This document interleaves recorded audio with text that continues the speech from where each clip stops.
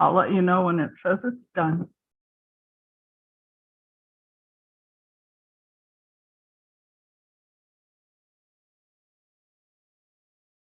Okay.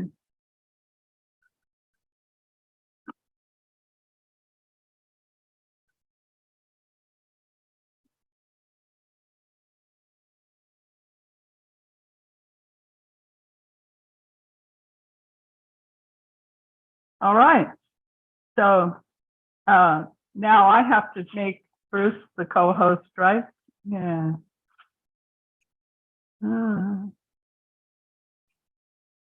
Wait. Okay. I made him a co-host. Okay, great. And I'm just a panelist, right? Yes, I can put you back as a co-host if you'd like. No, no. No. Hi, Gretchen. I see your hand up. I see Ellen's hand up.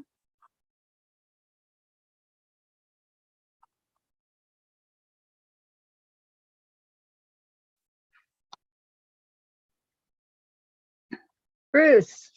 Yes, ma'am. Hi, it's Gretchen. When would you like me to do my report on the legislative stuff?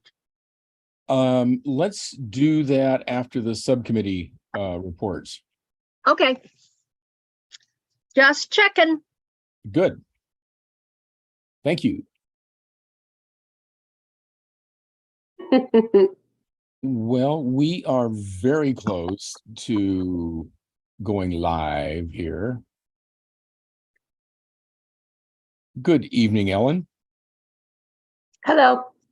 I hope that the dreadful condition you had last time has abated, and Finally. good. It took a little bit longer than I expected it to. It's a nasty thing.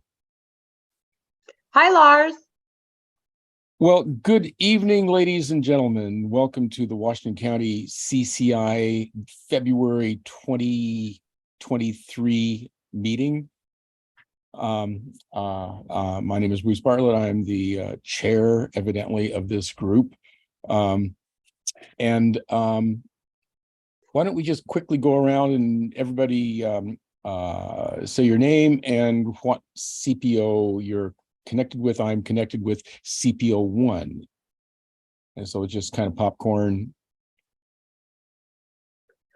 I'm No. Ellen Partel. I'm CPO 4M. Okay. I'm Darcy Hanning, soon to be CPO 12F.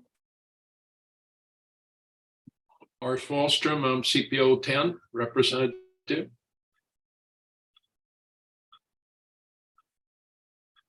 I'm Mary Manso, CPO 7. Virginia. Gretchen, I'm from CPO 4K.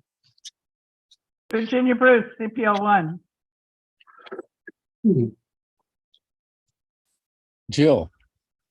Hi, I'm Jill Warren. I'm CPO 4M. And Amanda. Hi, everyone. Amanda Garcia Snell. I'm the Community Engagement Manager for Washington County. Do you live in Washington County, or are you sort of an expatriate? I'm a never patriot. Oh. I've worked in Washington County for 14 years, but I live in Southwest Portland, right near the border. Rob, name and CPO. All right, Rob Skinner, CPO 3. And Ms. Culbertson.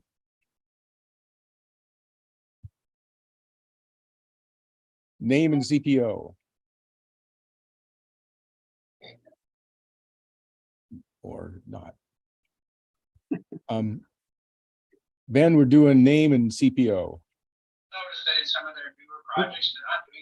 Getting some feedback there. Name is Ben Norcott, and I'm from CPO 3 at Gordon Home Raleigh Hills.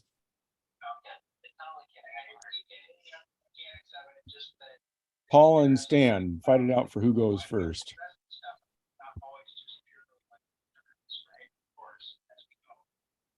Paul, being on mute is an old trick.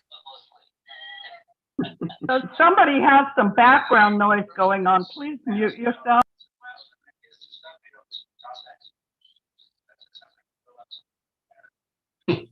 Very good. And Fran, just say your name into the space.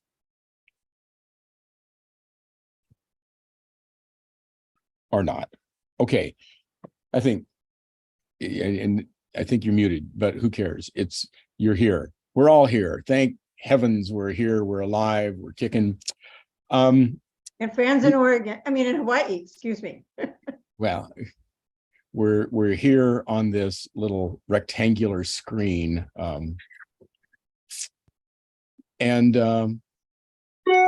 My goodness, we have 5 people as attendees. Corrine, Laura, Priscilla and Joe, Robert and Victoria, welcome. You're always welcome to raise your hand if you have a comment to share. And so we have the minutes from the January meeting. And I'll be hornswoggled if I'm going to spend 20 minutes going line by line over the damn minutes again. So I move approval of the minutes, sir. Anybody want to back that up? I'll second. Okay. Is there any discussion? What version are we talking about? Is it the version that Bruce sent out? It's with our version. my Yes. edits and Bruce's edits. Is Yes, everybody aware that that's what that out what to we're the talking group. about? Yes, we are indeed talking about that version. Very good.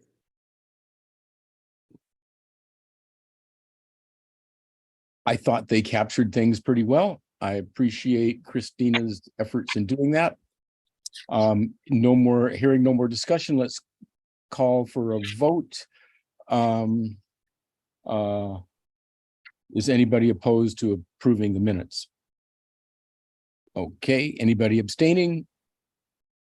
No. Okay, so we have 1, 2, 3, 4, 5, 6, 7, 8, 9, 10, 11, 12, 13 to 0. We have approved minutes in record time. Thank you very much. That makes me very happy. Bruce, are we clear as to who's alternates and who's actually voting members? I did not count Kimberly unless I think it was pretty clear. Rob, you're not a formal member of the CCI. Is that correct? So maybe it's 12 to Did 0. you count Fran?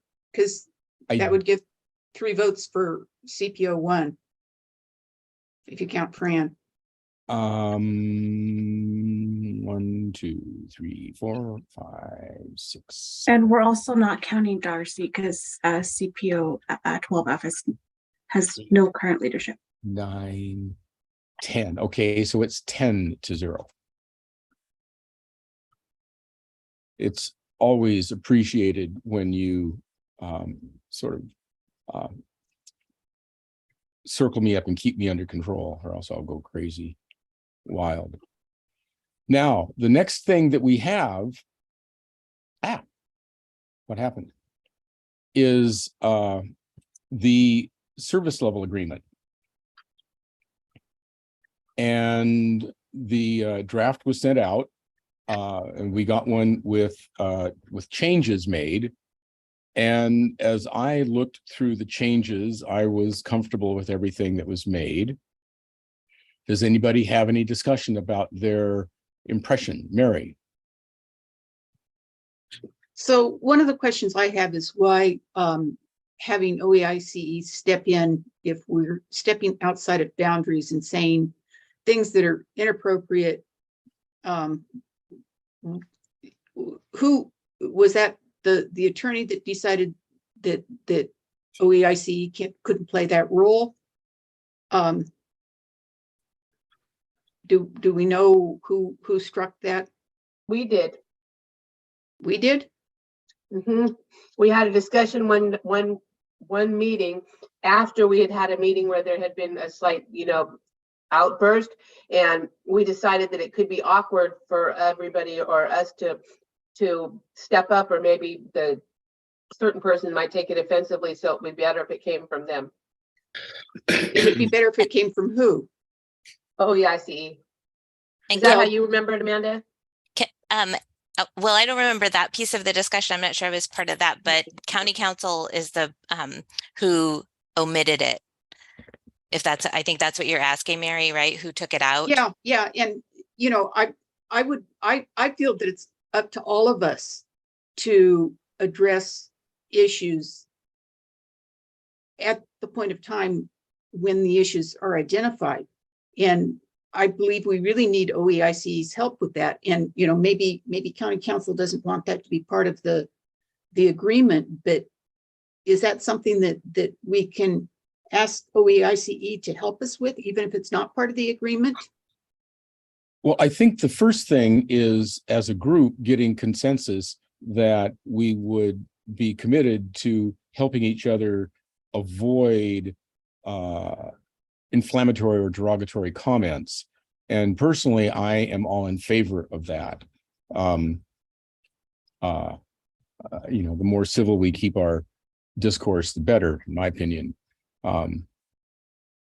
And having people, the community engagement department that is well versed in this, backing up the effort, I think would benefit us. I can appreciate why county council would take it out of the agreement, but I'm proposing that we have that as a kind of a standing rule assumption that we will help each other stay truer to civil discourse. And I would be happy to hear any conversation that you have. I guess what I need is reassurance from community engagement that they are part of this team, that as we as a group decide that we don't want inflammatory comments, that if we miss something, or that we don't blow things off that might make someone uncomfortable, because I think sometimes we don't realize when we're doing things. It might be interpreted as inappropriate or yeah. So, the way that I guess the way that I understand it, or the way that I think we, the county, are thinking about it, is that we will continue to make training available, especially around equity, diversity, and inclusion. And the inclusion is really the big piece of this, making this an inclusive space, right? So not using offensive language. I think there's a compliance with the workplace harassment free and discrimination free policy that applies to volunteers as well as staff. And so we're working on county councils developing and training on that. And it's been rolled out to some of the appointed boards and commissions, like Planning Commission and some of those folks. But we will work to make sure that you all are aware of that policy and what that looks like. My understanding from county council's comments was that it's not, I think it's probably the broadness of the term offensive, or some of that language, because there's I'm trying to think of how it was worded, but not all comments that are offensive would be in violation of that policy, right? Like someone might take offense to something that isn't necessarily part of that, would be considered harassment or discrimination. And so I think that gets into a pretty gray area. And I think county council's perspective was that it's not necessarily the staff role to step into those spaces if they aren't in violation of a policy.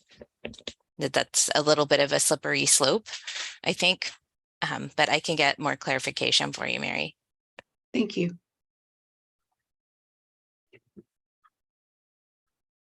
Gretchen has her hand up, Bruce. Okay. And Stan had his up too when I Okay, started talking. Gretchen, go for it. I just had a question. Could we get a training at one of our meetings? That might be helpful for all of us to be more clear on, what is and what isn't. And I think all of us have unintentionally said something that could offend somebody. I know I'm not perfect. In my next life, I will be, but I think that would be really helpful if that could be arranged. Yeah, we're happy to do that. So Christina and I both do that training for the appointed boards and commissions, and we're happy to roll that out for you all. It's not a very long, just going through a PowerPoint. Could it be a section of a regular monthly meeting? That would be up to you all, but we're happy No, to I'm do. asking if that would be appropriate for you guys. Are you asking me or are you asking Bruce? I'm asking if staff would be available to do a training at one of our regular meetings. Like the Yeah. March meeting. Yeah. Yes. If you ask us to do that and we are available, we would do that. Okay. Mr. Chair, I think we should suggest to add that to our March agenda. Okay, the steering committee will kick it around tomorrow, and it seems like a done deal. So we'll do it. Thank you very Thank you. much, Amanda. Yeah. And Stan, what you got? Well, when I'm looking at our vision that's printed on the Committee for Community Involvement, and I look at what we have on the CPO postings, and I'm looking at what is in the SLA document, they all vary. There's not consistency, and it's kind of mishmashed the way it's put together. And I think it should be, since there's such an emphasis on inclusiveness, diversity, equity, but most importantly, because all of this has to do with community, I think it should be rearranged so that it reflects that, so that we are making... I'm confused. Are you talking about as it pertains to CPOs or as it pertains to the CCI? All of the above. Well, no, this doesn't pertain to the CPOs at all. This only pertains to the CCI. Okay, so there's inconsistency across all of this, is my point. I've been looking at every single thing that we have, and even between the CCI printed piece of paper that is in front of me and what's on this, the values we share they differ. There's no consistency in what we are trying to reflect, is my point. The other part is we don't make it obvious in the beginnings of our meetings that these are the values that we should share and have in the forefront. And that's the only thing that I'm trying to bring forth, not anything complicated or what the heck or anything like that. It's just there ought to be some reading of what our standards are, what our values are, and so forth and so on at the beginning of each of our meetings, so that it lays down throughout everything that we are doing. And that's the only thing that I have in question here. And all the things that I've read, lovely as it is. So the values are taken out of the 2014 CPO handbook, which is the last, might be 2016 now that I think about it, but it came out of a previous discussion or a previous statement. And then our bylaws describe the mission. So It's mishmashed is all I'm saying.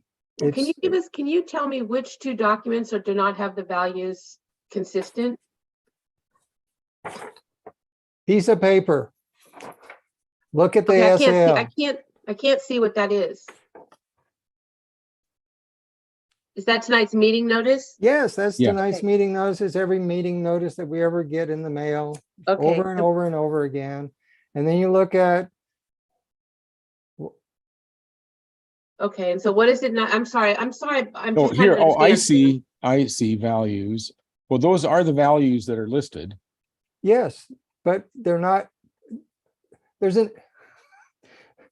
layers into this thing, and we just throw the words around, but we don't make it so that what is the most prominent part of what we are trying to convey, which is community, in my opinion. And then we've added the words of diversity, inclusion, and equity, and that should follow because that is our community that we're trying to address. Education and the other things, they follow after. Information, it follows, you know, at some level, but there's an inconsistency in everything that is in these documents. And it's the only thing that I'm trying to convey is consistency. I don't care how you decide what we ramble on about, but if you're not going to be consistent, I don't see how we are addressing what it is that is the most prominent to us as the community of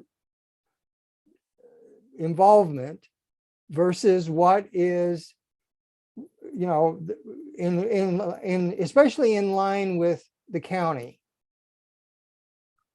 because we are not consistent amongst ourselves.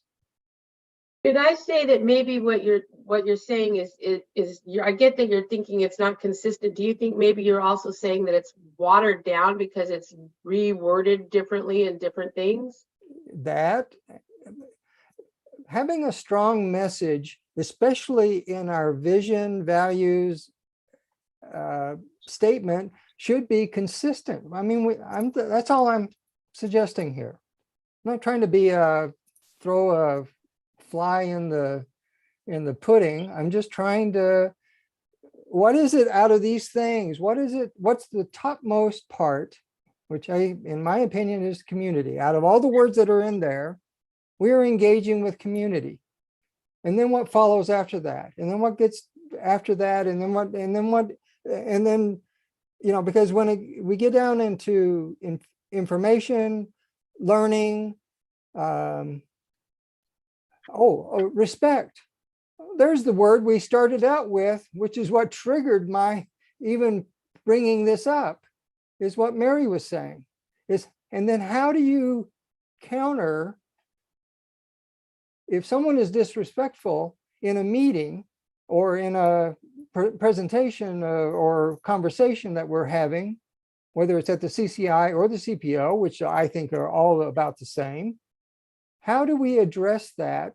What are the consequences if someone is so disrespectful that we haven't prepared ourselves to be able to shut that down and bring the meeting back to its purpose and stay on message, you know, in a what I would consider a professional community meeting. What are the you know, we don't have any of that in all this document that I've been reading. We don't have any measures of somebody does something afoul, whether it's us or a guest or someone, or even a speaker that we've invited. We don't have any measures included in this to really address any of that. Consequences. Consequences, yes. Interesting point. Paul, what do you got? Just want to comment that I first, when Stan brought this up, I was thinking between documents, not with it, a list of terms in a specific document. Here in this one that he's just referring to, I noticed that all the terms are just simply in alphabetical order, so there's no priority associated with it the way it's expressed. And I'm not sure it even matters to me. I can understand it might matter to other people, but it definitely doesn't matter to me. The traits that we're looking for here are having respectfulness in a meeting, I think, is important, but the consequences of not being respectful, that I think there is a bit of an issue. We need to talk about that a little bit and determine what do we do in the instance that somebody is not respectful and it's obvious to everybody present. And I would say that that isn't part of the service level agreement. That is really something that we would take up as we look at the bylaws. Yeah, Fran, what do you got? Yeah, actually, that's what I was trying to do is, I think Stan has some good points, but I think that we should bin 2 points here. One is the issue of community engagement, making modifications or remaking modifications and not getting either group's approval. Because it sounds as if something was changed on the CPO letterhead without it going through CCI, for instance. And so not all of us knew that this was being changed one way or another. So maybe that's one of the things about this consistency thing that Stan was talking about, is if we had some kind of a gate mechanism so that things don't get changed without one group or the other not knowing about it. And the other one is, I think it sounds like we should bin this thing because we hear 2 different points of view. One is, should these statements, what should be stated there? And then how should it be stated? So we can put that off and say, okay, those are not part of the service SLA and an action item probably for the steering committee or a subcommittee of the CCI, however we want to deal with that. But I think maybe a part of the SLA, and I don't, forgive me, but I spent so many years on it years ago. I'm not down into the wordsmithing now, but I think there should be a gatekeeper that things are not changed on documents that go out without one or the other group having full buy-off on it, so that at least we're at the minimum made aware. So anyway, we probably are getting way off track here, but that's, I was just trying to get us back. This is something that we can address at the steering committee meeting. I don't think it's of enough significance to hold off approving the SLA. Stan, you brought up a really. I agree. I'm not Okay, trying to do that. That was the test. That was the acid test. So I don't need any more acid right now. Bruce, you might want to check the chat. Mary, what did you got? I did. And I she was up first. Mary? So Virginia's comment earlier about the recording of meetings, does that need to be part of the SLA, and is it too late to include that?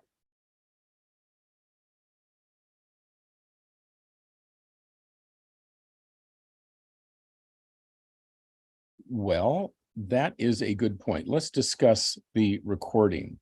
So who owns the YouTube account that the CCI meetings are posted to?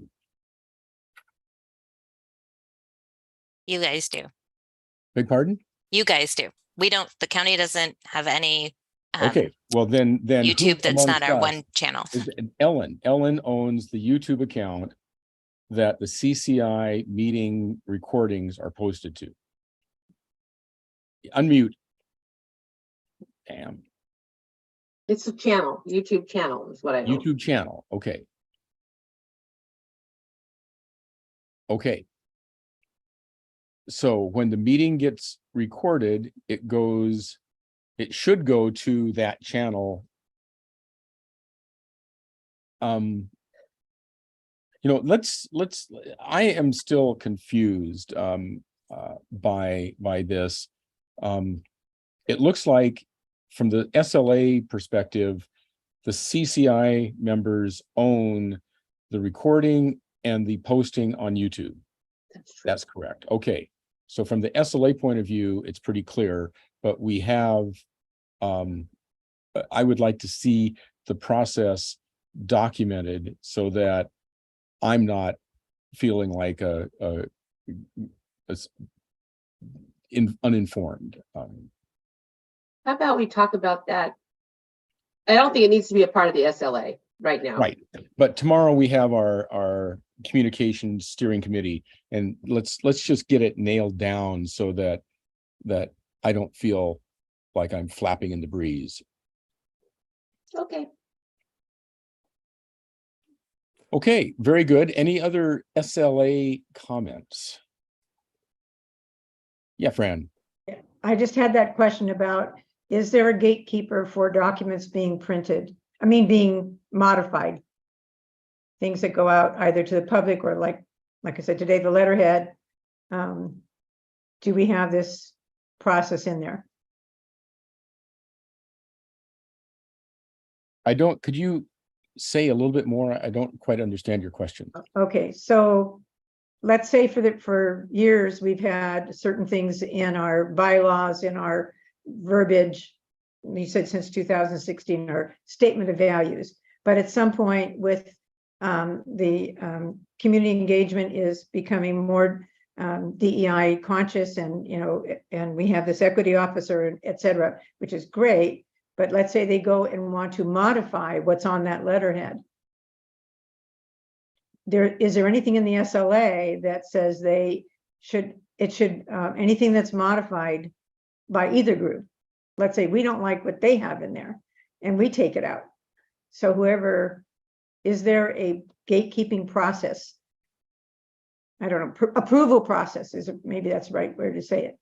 Okay. No, There is. I mean, that's the simple answer is no, there's not. Okay. Whoever owns the document has their way with it, and since it's on, let's say for CCI, it may not be as necessary as it is for CPO, but since these are official documents and public record, I would like to have some say in something that goes out to the public if it's modified after I've had my last say on it. okay, we'll kick that around in the steering committee meeting. That's a good point. Thank you. Mary. So do we have a problem with things being modified by staff? And I guess I'm not aware of something that's been modified that has created problems. I think we've Stan brought up that we aren't consistent. So in things not being consistent, there's an implicit modification. And I think if we nail down the specifics, then we can take that around and bring everything into alignment. Is that basically what you're saying, Stan? Is that if we have one list saying these are our values, all the lists that say what our values are should be the same? Simply, yes. But I think our list of values is consistent between the sidebar on the agenda in the 2014 manual and in the SLA. There's consistency in values there. It's the same list. The list is not identical. And it's not just that one thing. It could be something else that comes up that someone may choose to modify. And if there's nothing in our process that has an approval process, that could happen. Well, but I think that's one of the things, maybe we need to embed some of that stuff in the bylaws. And that's one of the reasons that we did end up with the mission statement in the bylaws, is so we have an official version of that. Yeah. So that may be where we need to have the stuff live. Okay, so I think we got the subject captured well for the steering committee. Now, are there any other SLA? Let's see. I'm looking at the chat here. Anybody help me out with things? I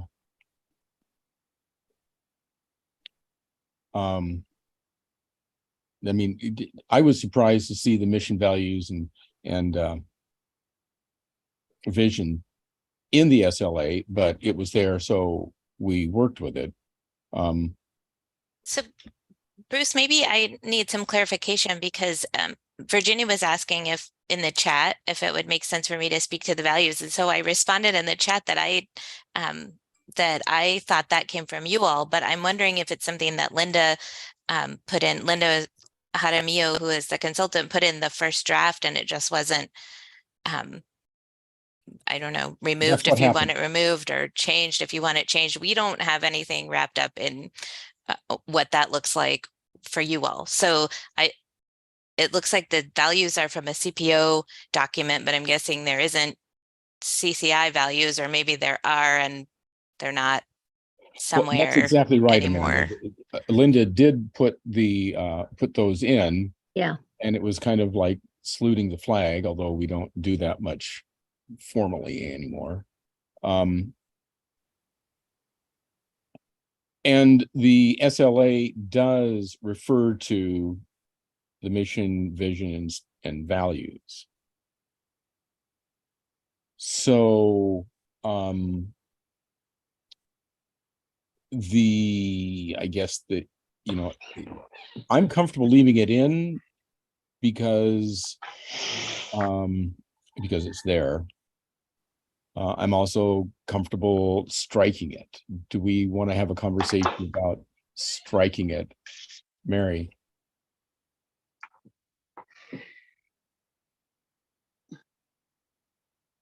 Muted.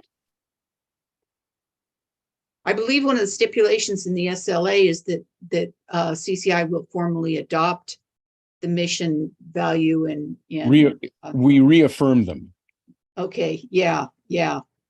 The vision, values, and mission statement. You're right. That is the reference in the SLA to those. And those are not in the actual agreement. They're in the prologue to the agreement. And I think the history of those is that it was work that was CCI did back when the mission statement was adopted. But is there any way to go back into our minutes to determine whether they were formally adopted or not? I don't know what that would, I mean, it might theoretically be possible, but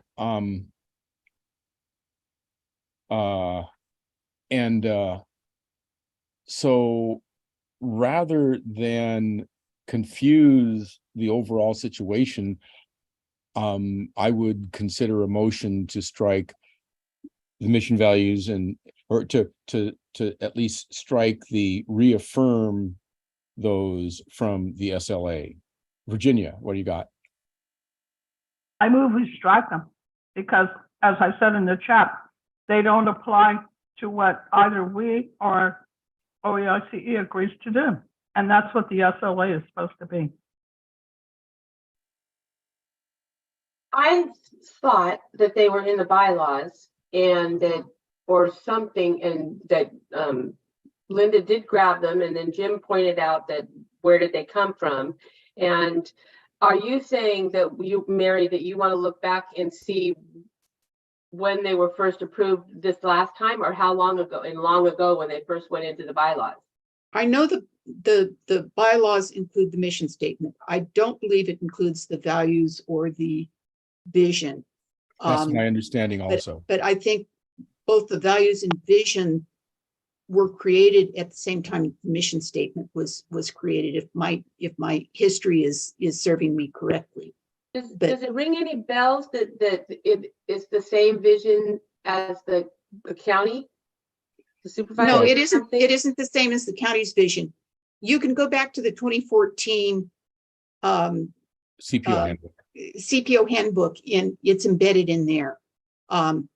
So there is a history of them existing, but it seems like we're just burning up a lot of time. Yeah, we are arguing over how we move forward. And the best thing to do is just to say, we're not ready to do that.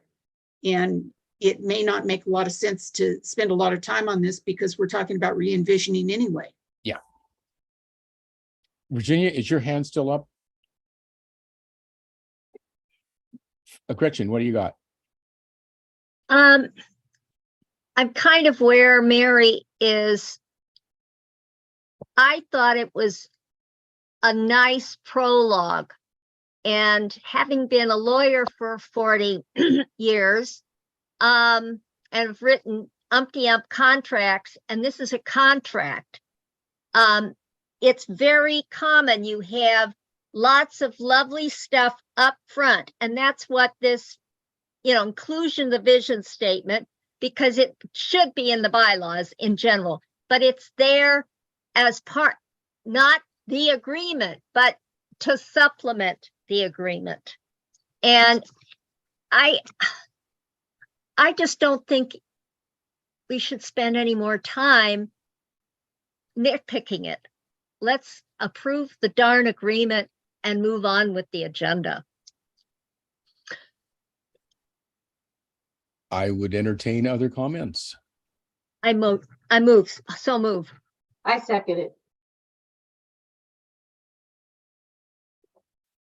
So an alternative would be, since the mission statement is in the CCI bylaws, we could change the SLA to say we reaffirm the mission of the CCI and drop the other two pending a further examination of them. Or just drop it. Use it as is. Mr. Chair, I call the question. Okay. All in favor of approving the service level agreement between the county and the CCI, raise your hands. Question. Yes. Are we talking about approving the CCI service level agreement as sent out by Christina In its current earlier form. today, in its current form without any changes? Okay. Yes. Okay. So 1, 2, 3. Stan, you're abstaining or voting no? I'm going to abstain. I like consistency in my legal documents as being a legal realtor level. And I don't know if I'm a CPO1 voting member. I'm normally am, but because Bruce and Virginia are also from CPO1, we've never That's true. clarified that. Virginia and I are the formally designated CCI reps. Is Virginia voting? Virginia, are you voting? I'm abstaining. You're abstaining. Okay. 1, 2, 3, 4, 5, 6, 7, 8. Fran is the alternate if you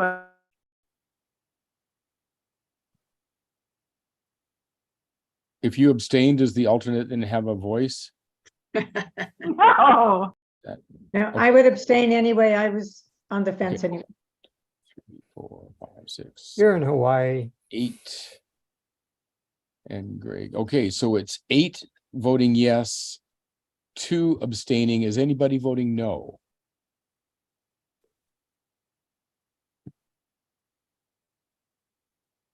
Okay, 8 in favor, 2 abstaining, and we have an open issue for the group to consider in the future.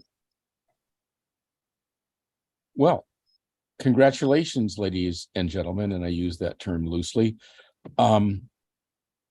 We have a service level agreement approved. I think it will serve us well.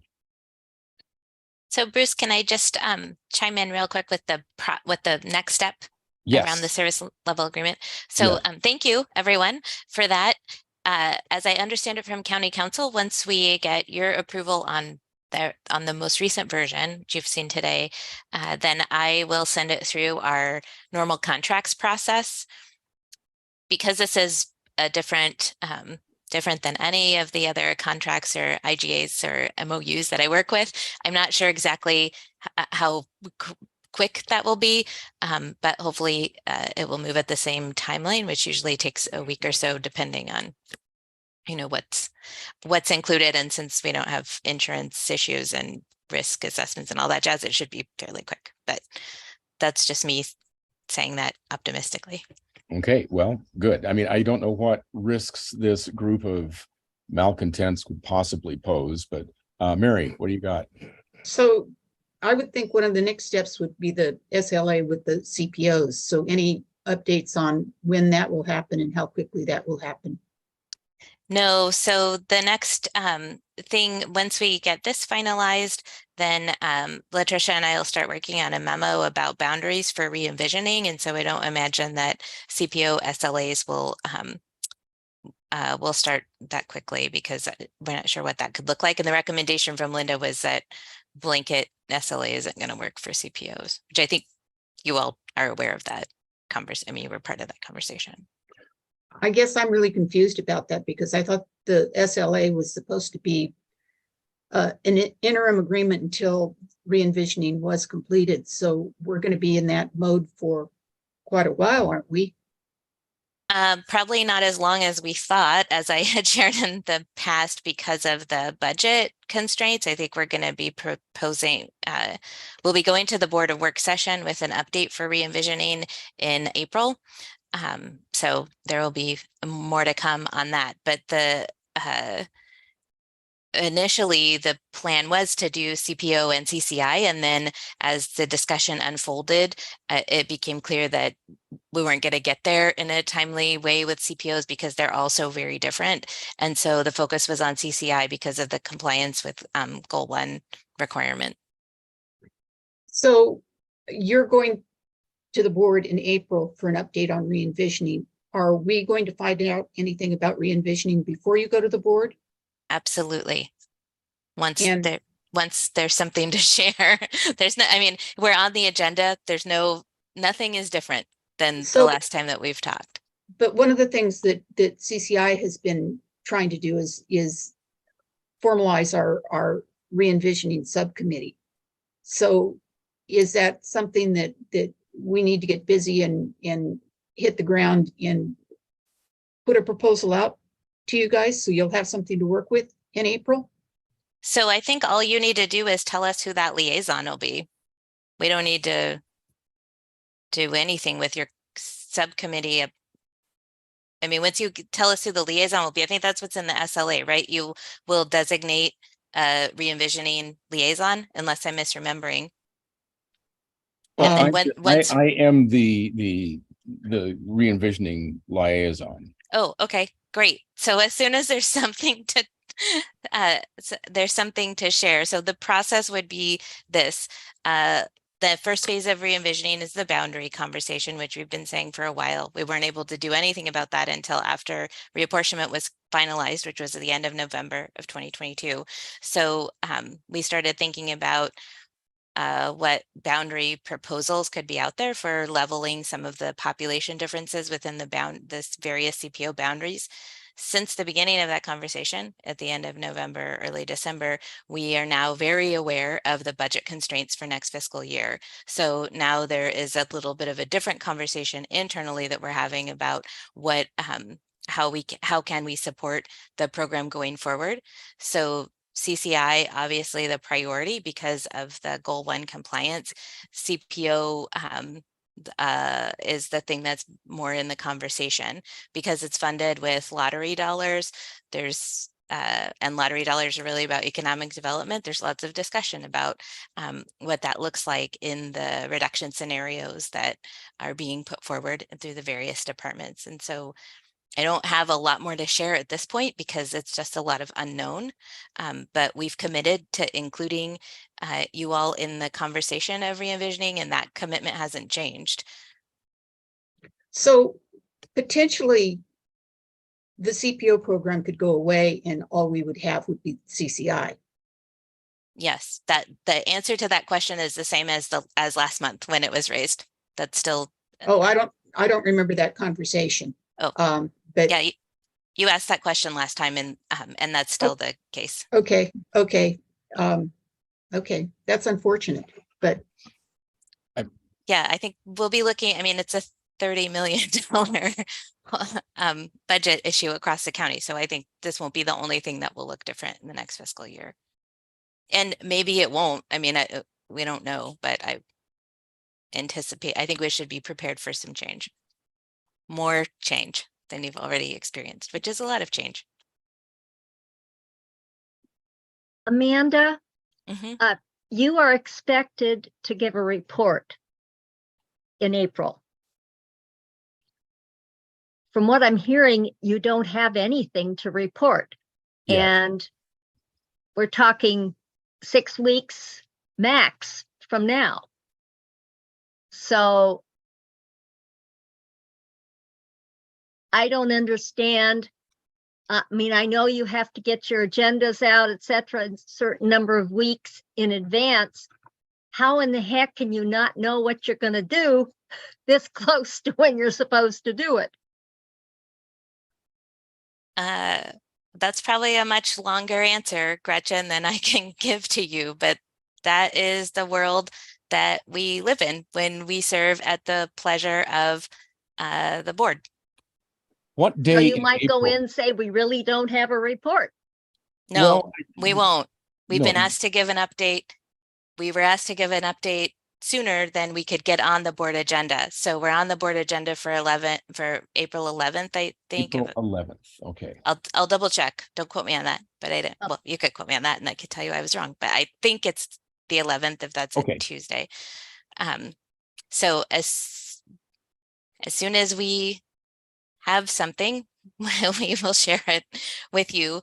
Of course, we would not share something with you before doing briefings with the board because we wouldn't get out in front of the board on anything. No one in the county does that, but I think you're aware of that. Except for the volunteer CCI members could conceivably. Okay, so thank you. It sounds like you're in a very demanding position on this. I don't envy you that at all. Anybody have any more comments?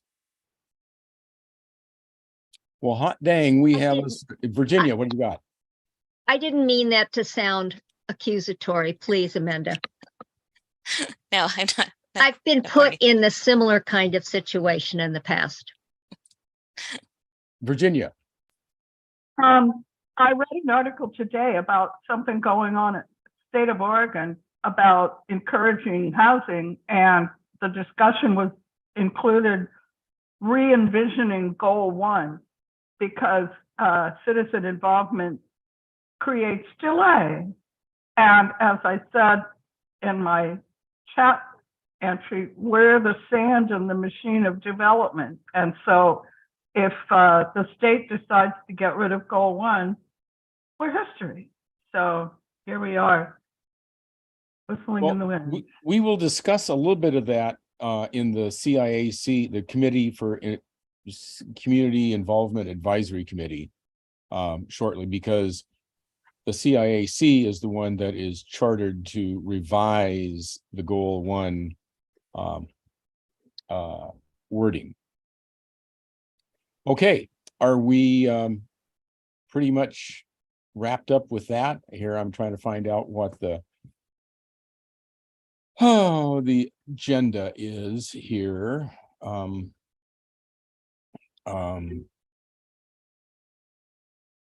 What's somebody? I don't have the agenda just right pulled up. Does somebody have it handy? you're Is it- on the LCDC's CAP Okay. report. Okay. Fran, are you in a position to share your screen, or should I? Bye. Thanks, everyone. Thank you, Amanda.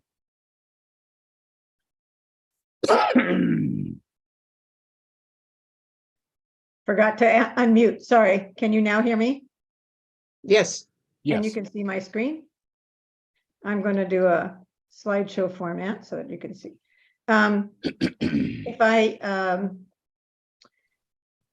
If I tell you things that you already know, then you can just say, somebody can put their hand up, but So the citizen, it's called the citizen, whoops. How do you do it back? Previous. Okay. So it's the Citizen Involvement Advisory Committee. I keep trying to get it changed to community involvement, but this is a part of the Oregon State, we'd have to have the Oregon State Legislature change the wording. So it has to be citizen involvement. And so the idea is that we consult, LCDC consults with us to get public involvement in planning, but we're only an advisory board. The thing is that we do get a heads up in advance of what legislation is going to be coming down the pike so that we can help to plan for it. So that is one key thing. The thing that got me excited about joining it was they did come up with this great guide for local government agencies in Oregon called Putting the People in Planning. And I really liked the document. It gave some really good guidelines about getting community engagement in planning. But SIAC does not set policy, nor review the like LUT stuff. One of the things unique about Washington County is we actually have 3 representatives on the team, which is really remarkable because I'm the at-large member.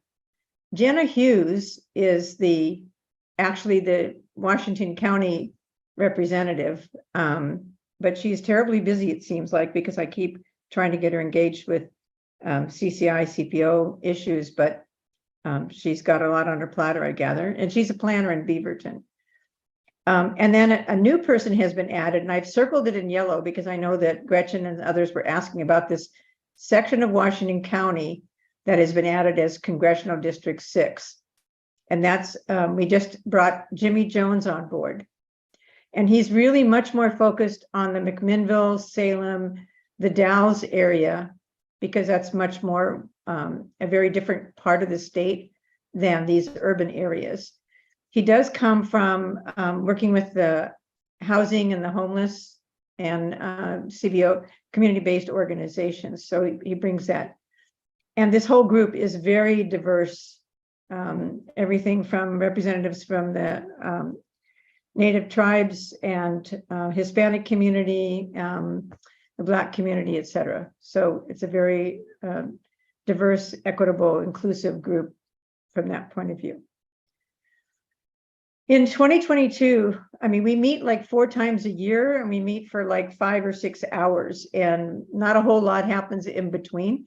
But this Achievement in Community Engagement Awards, and I forwarded on a couple of the samples of, it gave some good examples of where their land use planning groups had done things right and how they managed to do their community engagement in a great way. And so we call these ACE Awards, and we gave out information. And I passed that on to LUT and to Latricia Tillman, our equity officer, et cetera, about guidelines that we could do.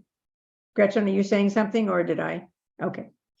We also added 2 members. So these were the 2 major outcomes.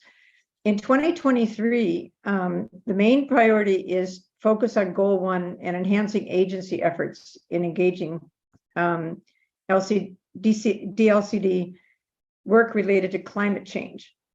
And it doesn't mean that the group SIAC is even going to be changing goal 1 because that can't even happen. So the way that we work is on 2 2-year periods of legislation. And so there won't be anything to happen to 2024 on the agenda. But right now we're looking at budget requests for the next budget cycle, which is 2023 to 2025, that would request the funding for a goal 1 update. This is in reference to what Virginia was saying, because yes, I've been concerned about shrinking the time that the public has an opportunity to look at development applications. And now this is kind of adverse to what goal 1 says. We know that, Mary often has said, we don't have enough time to look at all this stuff and get our input. And so we won't have an opportunity to even look at that until 2023 to 2025 to address it. I just want to give you guys a heads up on that. but I'm going to keep raising the issue and maybe use some examples. There are these rulemaking advisory committees. And so an example was the climate friendly and affordable housing rulemaking. And there are like maybe 12 to 15 stakeholders that meet on that one. And it was very robust. They had like a 1,200 page document that they did and engaged the public tremendously on that one before the climate friendly and affordable housing document rules came out. Now, I get frustrated because I kept saying there's nothing in there to protect existing trees, nor to make room for a sapling to grow, nor public funding for irrigation for trees in public housing. But so we really need to get people who are interested in a certain issue to join these rulemaking advisory committees, or at least read their works. And I can always put you in touch with what rulemaking groups are coming up. So an example is there's OAR 66008, which is updating the housing capacity analysis schedule. And that one there is going to be, it has a rulemaking committee. And if you're interested in that, then you may want to, I can get you the list of stakeholders who are on it, or if they're going to be adding people. And another one is the Oregon Attorney General Model Rules Manual is the other one that's coming up. So in the DLCD policy agenda, you can see the various rulemaking groups. So again, when we did the presentation, we had a joint meeting with the LCDC. It's always hard for me, these initials flip back and forth, that the LCDC commissioners. And unfortunately, it was an in-person overnight, dinner, and, it was a great social event. And unfortunately, I wasn't on the mainland at the time. I plan to meet with some of the commissioners personally later.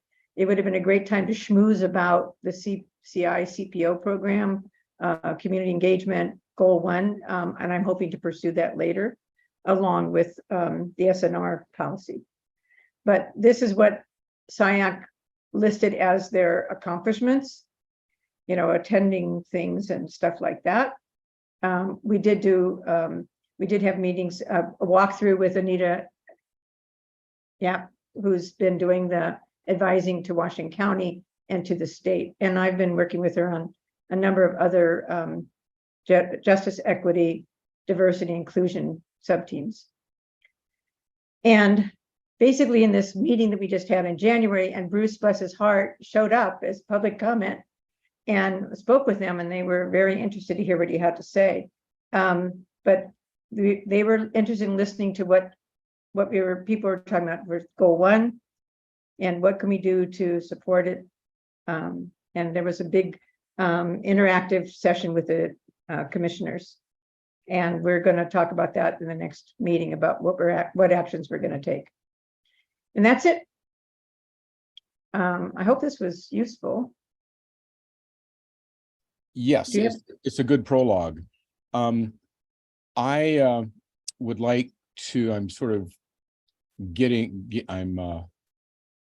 going to share with you what the gist of my comments as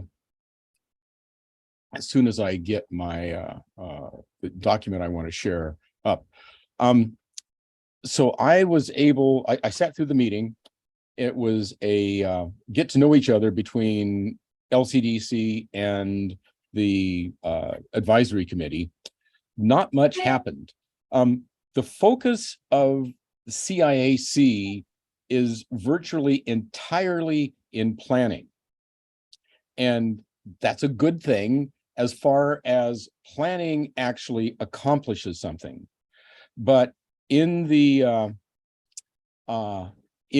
people putting people in planning, I'm going to share this screen here. Can everybody see this page? The implementation, plan development, and plan adoption. Run it as a slideshow so we don't have to look at your computer furniture. Oh, why not? Let's see. This is We'll do that. There we go. Now, the planning, the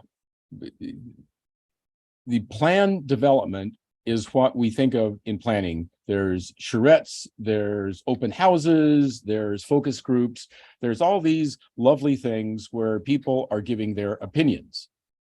Then you have plan adoption. And that is where the plan is adopted by whatever jurisdiction it pertains to. And then you have implementation. And 95% of this document is only about planning. A little bit is about plan adoption. And I will share with you the plan implementation, which is right here. During plan implementation, recommendations developed and adopted during the previous two phases are put into action.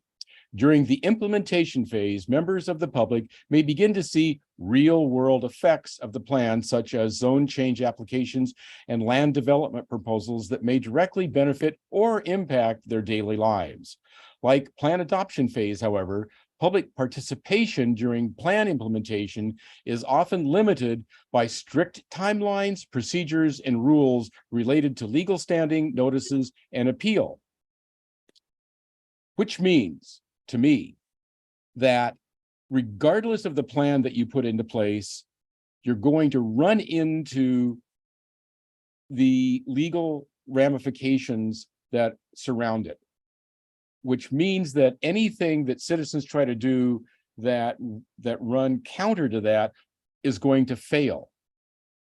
So while we have a great planning process, we have an absolutely dismal implementation process. And Mary, in running the Code and Ordinance Subcommittee, has done yeoman service in trying to get implementation in front of the CCI and in front of land use and in front of the county commissioners, but that is a huge undertaking. Mary, what would you like to add? So I would say that implementation also isn't just the ordinance adoption process. It's more the land development application process. That's where a lot of our time is spent as CPO leaders, is getting those land use applications and making sure they actually comply with the adopted plan, that they comply with the adopted rules that are in place. And the ordinance process is kind of a step back in that it's the plan adoption, because the plan does go through modifications as time goes by. And that's what ordinances are about. They're about changing the code, and they're about changing potentially the community plans. And the community plans are where the planning is actually documented. But I think you're totally correct in saying that the plan implementation doesn't give enough. We don't give enough attention to that, because we are mainly a county where the plans were adopted 40 years ago. The decisions were made 40 years ago.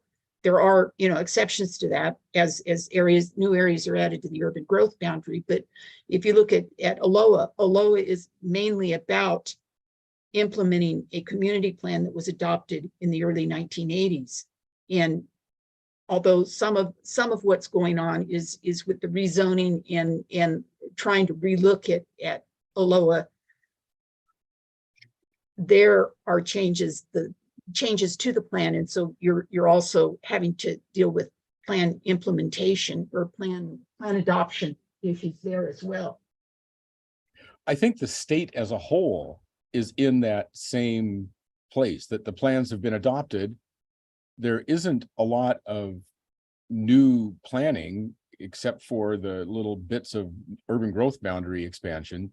And in Washington County, those have to be handled now by cities. There's no more, I don't foresee on the horizon Washington County doing any new community plan development. There's no planning that is going to be on the county's docket, because cities are, with the urban and rural reserves, the cities are obliged to do the planning. So Fran. I'm glad, wait, am I up? Okay, I'm glad you brought this up. Two things, because we're talking about this, maybe new guidelines for CPO organizations and stuff. I think, Bruce, you brought that up, and I brought it up in one of our meetings. But we're trying to do, in this document here, up a couple of paragraphs, it says, this is why it's so important to be engaged in the planning side, because once you know, that's when the public gets really involved. And then after that, they just kind of follow the plan. Washington County is doing their strategic plan. It's coming up shortly, and they're kind of started working on it in January. I just wrote an article or a couple of testimonies about whether our county is looking at becoming a totally urbanized county, or are we going to try to be hybrid and try to retain some of our rural areas and our farmland, et cetera, or are we just going to make the whole thing urbanized, and then it is all up to cities to do the planning. But these commissioners have got to make a decision, get off this fence, and either protect the forests and the farms, or say to who with it all, and we're just going to stick in a bunch of factories and homes. So I disagree with you on whether or not, this is my point, my personal opinion, that the county does need to do strategic planning, and we need to get engaged in that planning, or we're going to be behind the 8 ball in this implementation happens, and we're going to have to appeal after the fact. Well, I'm not clear that anybody has a real good read of what is intended by this accelerated development process. And it's inconceivable to me that the urban growth boundaries would be abandoned. So in the accelerated, let me give you an example. In one of the planning commission meetings I was at, HB 2001. So there was a development. Middle housing. Yes, middle housing. Okay, so there was a development plan, and the LUT planner said, we're under the gun to shorten the time frame. I think it was 120 days, but the developer came in kind of late in the 120 days, et cetera.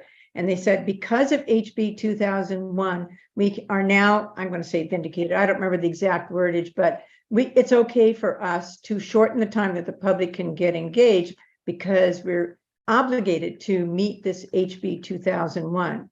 So my fear is that it just gives more allowances for us. Whenever there's a little hole, you know, you open the door a little bit and it's going to spring wide open. So that's just my personal opinion.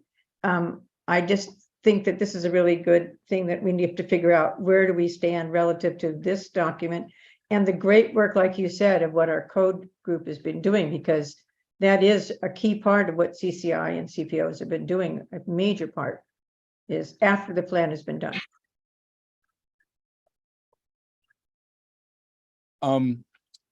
Thank you. That is a good example, and we'll bring this up in the steering committee for discussion. Mary. So I think many of us saw the article in the Oregonian on Sunday about pending legislation or potential legislation where there are legislators and home builders who are saying that, you know, one of the reasons we're having such a short supply of housing is because of the citizens or community members dragging their feet and filing appeals, and we need to slam the door on that process moving forward. Two of the people who seem to be supporting that legislation are Ken Helm and Maxine Dexter.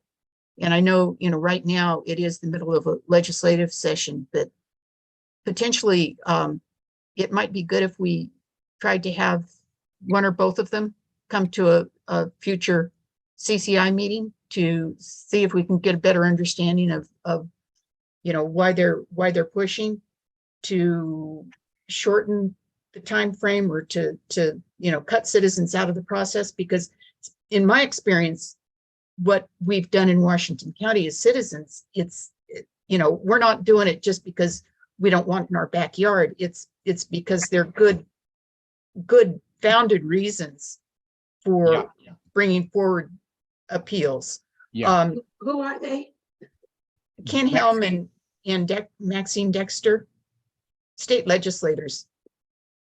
Yeah, I know of very few NIMBY arguments. I mean, you have the people who were objecting to the Olson Road upgrade kind of had a NIMBY thing going. I mean, any road. Oh, absolutely. Corridor expansion. NIMBYs come out of the woodworks. But I think, as we're talking about the shortened time frame for middle housing, the problem there is they're still allowing citizens that open comment period. The open comment period is not going to shrink. The problem is staff is so in such short supply. They are so overworked with so much work to do that they have a hard time spitting it out within that 120 days. So it's really staff that's more under pressure at this point than citizens. Stan, what you got? Well, I live near the Southwest Olson Road debacle and I'm also part of the Garden Home Gardeners that take care of many of the medians and other things that are on Olson Road to make them floral displays instead of just covered over concrete. Thank you. Whatever. So out of all of that, the NIMBY aspect that you brought up was CPO3 made improvements upon what transportation was doing. And that is what makes the CPO program the great program it is the only point I want to make with this. And I don't want us to lose sight that we are the professionals in our own backyards. And we know our area better than any of the city, county, state, federal planners ever thought they knew. And I don't want us to be shortchanging what we have accomplished and what we will accomplish and what we will continue to accomplish in the decades to come. Thank you. And perhaps a better example would have been the Bethany Boulevard expansion. But I take your point. Thank you for finessing that. Gretchen.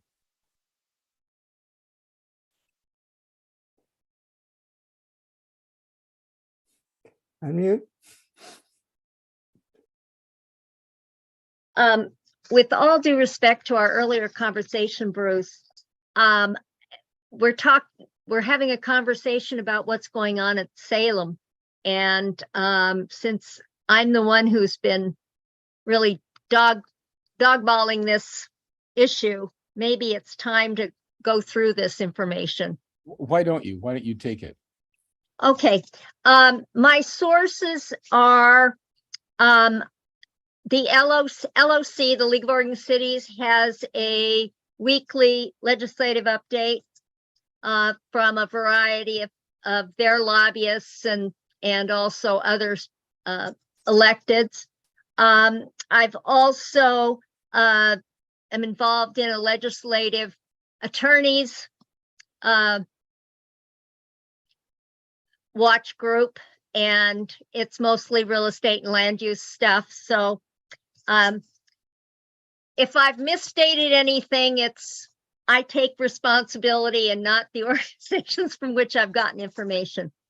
Okay, most of what we're hearing about with the middle housing implementation is rearing its face in the context of Governor Kotek's emergency proclamation and her request to the legislature to get several bills through in 60 days, which is late March. And currently, the main bill that involved the governor's request, which deals with the 10 counties that have urban areas, significant urban development. The $130 million that the governor has requested is floating on through the legislature with the rural area counties request. They've added an additional 25 million that's to go to be spread among the other 26 counties which don't have large urban areas. Most of the discussion that I have been able to envision is a lot of the limitations they're looking at are directed toward these particular projects. For example, there's a new bill, 2984 to convert commercial buildings to workforce housing.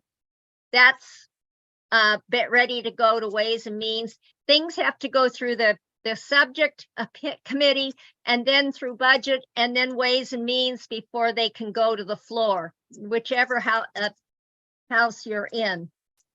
For 2761 is the whole bill relating to the emergency, and it's specifically wanting to fund certain affordable residential units with mixed use income, whether it's mixed income or mixed use, regular mixed use. Looking at more, am I going too fast?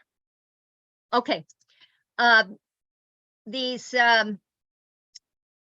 little mini houses that they've been producing, that's one of the things that they would like to see occur. And also dollars modular housing. That's actually having a hearing on Monday with the plan to send it on to Ways and Means. And then there's a section for pre-development planning. And that's where all of these numbers about shortening planning times have been discussed in the context of this implementation of 2001. Also,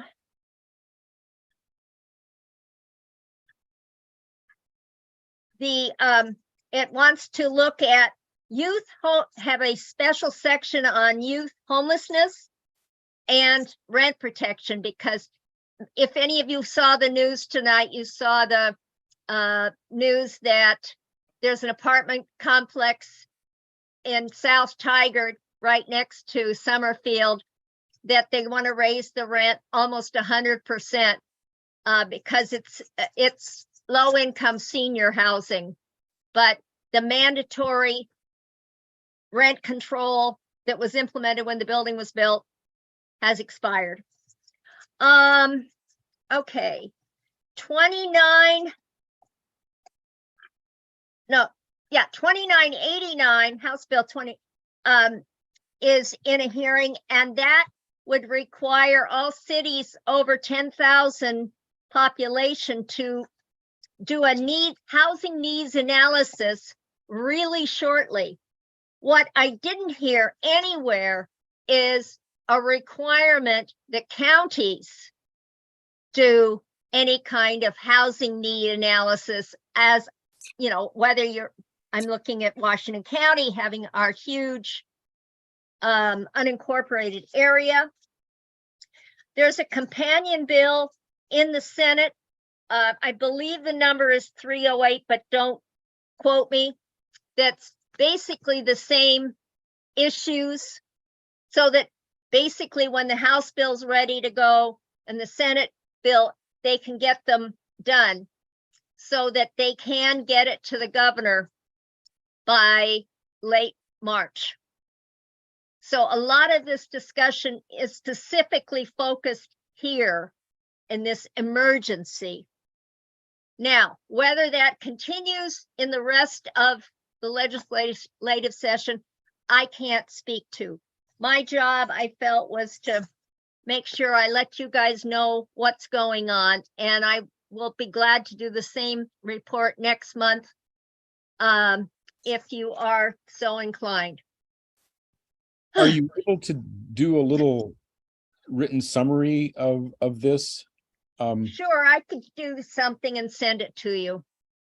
Um, I just got, I had the last information that I got was at 4 o'clock this afternoon. So this has been, late breaking.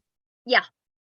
So I'm curious, have you heard anything in all of this about abandoning the urban growth boundaries? No, I, at the LOC meeting last Friday, League of Cities. League of Oregon Cities. There was some discussion, particularly about less urbanized areas, about what they could do to ease their urban growth boundary requirements. Because outside of the big cities, the local governments are responsible for it. And it's too much work for those folks. So I have heard, particularly from people in Central Oregon or at the beach, saying, can't we make that process easier? Of expanding the urban growth boundary? Yeah. I mean, haven't heard it in the context of large metropolitan areas. So one of the things that the urban growth- Maybe Fran's heard something that I haven't heard. Two things I was going to mention. I posted the website for the League of Oregon Cities, by the by, that's on the chat. And the other one is that I believe cities of under 50,000 are exempt from a lot of those bureaucratic nightmares that you're talking about. So Well, some yeah. of it. But anyway, I'm good with it. Yeah, but the bill would require any city of 10,000 or more to go through this very labor intensive housing needs analysis. And there's another bill, I can't remember the number off the top of my head, which was going to set forth the regulations that how this housing needs analysis was done. And I know King City just did one in conjunction with their master planning process. And it, for a little town like King City, which is currently 5,500 people, and we've already put out our proposed number of housing units, it was a major hassle. So. Okay, interesting. Ellen. I thought this was a good time to make this report. It's a good call. Good call. But I will keep taking notes at the other meetings and from who I talked to, and be willing to give you an updated report next month. Thank you. We'll look forward. So Gretchen, my question is, in all these meetings and all the discussions of the middle housing crisis and the emergency and getting new housing and all expanding the urban growth boundary, whether we do that or not, I'm curious if there was any discussion about, so this is all for people that need housing, right? Right now they're homeless. And then there's a lot of discussion and a lot of money that's been thrown at landlords, because they have to give this housing away. But there's been very little discussion, if any at all, on current homeowners that have been suffering because of COVID. And I'm just wondering if there was any discussion at all about, at the county or city level for current homeowners. No, the only kind of discussion I hear is we don't want duplexes or triplexes or fourplexes in our neighborhood because it will destroy our neighborhood. Mm-hmm. And you hear that from city folks, that's what they hear from their constituents, and will come and, at citizen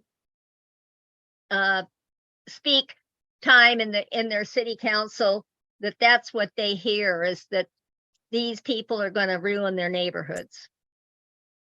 And The- I'm sure you've heard that in every jurisdiction from, north to south, east to west. The NIMBY complex is there. I mean, a perfect example is we have an area that's just outside of King City that if we extend a walking trail through their little community, it's going to destroy their neighborhood. Yeah, well, that's a shtick that is That's just what it is. it is sadly misplaced. Yeah. So Virginia, what do you got? I just wanted to say that there are two assumptions underlying all of this discussion that I don't think get examined. And one of them is that growth is good, which I don't agree with. And the other, and it's the capitalist way. I mean, for a capitalist, growth is good. For a doctor, growth is cancer. But the other assumption is this trickle-down theory of housing, that if we keep on building big houses on small lots, somehow that's going to alleviate the housing problem. And I just want everyone to keep in mind that those are assumptions and not proven facts. Well, to follow up on your comment, Virginia, I turned on the early news about 4:30, and here was the state economist making a statement of that Portland was in real major trouble. It lost 17,000 people in the last year. And if that continued in the following, he called it a 2 or 3 alarm fire. And if it happened again, it would be a 5 alarm fire. We've got to keep the population growing. And this wasn't somebody in the private sector. This was. And my response to that is that, well, maybe the developers and the real estate people will not be so interested in buying all our politicians. Anyway, this was a government bureaucrat. So anyway, unless people have other questions, I'm going to sign off from what I said.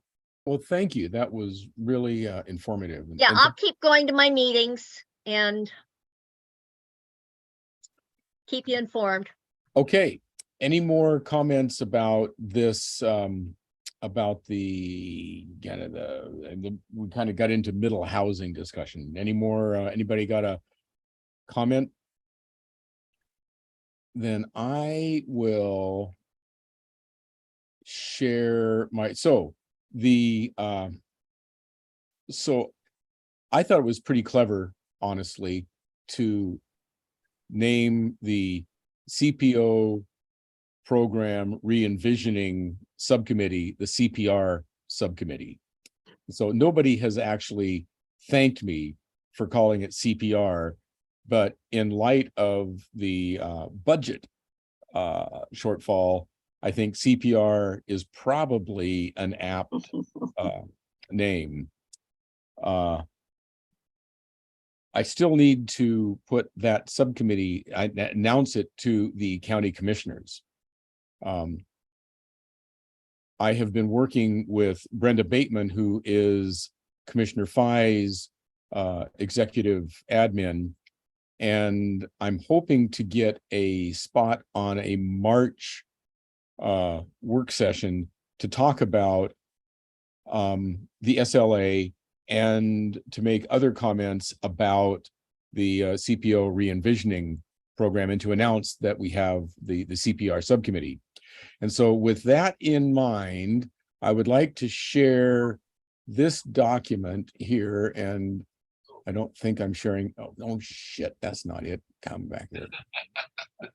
Oh God, at least, at least it wasn't the most embarrassing thing that I could have possibly put in front of y'all. Where the heck?